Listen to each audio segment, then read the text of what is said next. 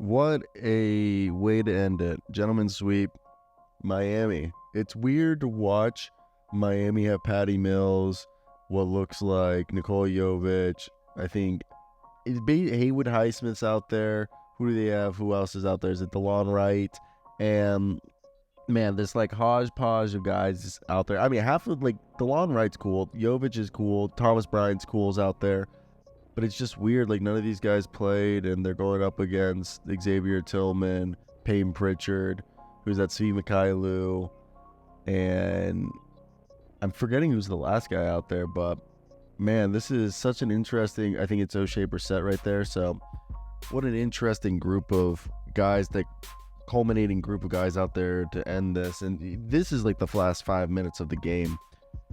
I think obviously this would have been a different series if Jimmy Butler was there, but I also think this goes to show how good this Celtics team is. My dad's a Boston fan. I live out here in Miami. I'm not necessarily a Heat fan. I'm a Wizards, Magic, Timberwolves fan, because those are the teams I grew up watching. Born in Minnesota, lived in Orlando, then parents I've lived 10 years in Maryland, and then recently in Kansas, now down here in South Florida. But I just think when we saw this, the Boston Celtics are the most disrespected 60-win number one seed in the world.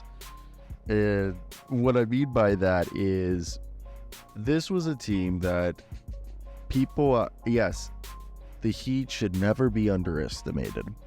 Eric Spoelstra, Pat Riley, what they got going down there is special.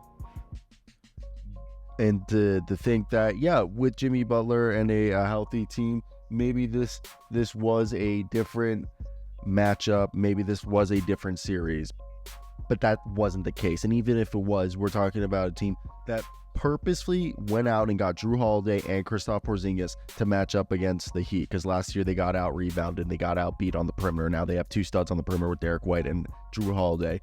Not only that, they brought in, I know Kristaps didn't play the last game, but they brought in a huge big to have the size advantage. And besides that, they knew that Kristaps is a guy that has injury concerns, so they doubled down, got Xavier Tillman, got Neemias Queta, got O'Shea Brissett, all these like bottom of the bench guys who didn't really play, but still that like on other teams they would be part of the rotation.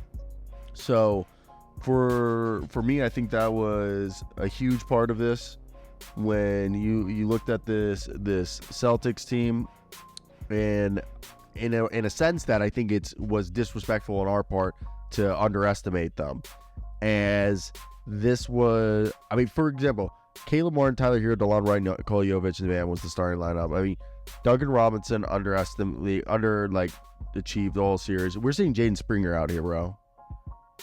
So I think that's something we need that's something that's clearly there. But I want to hear your guys' thoughts. That's it for me. Peace out.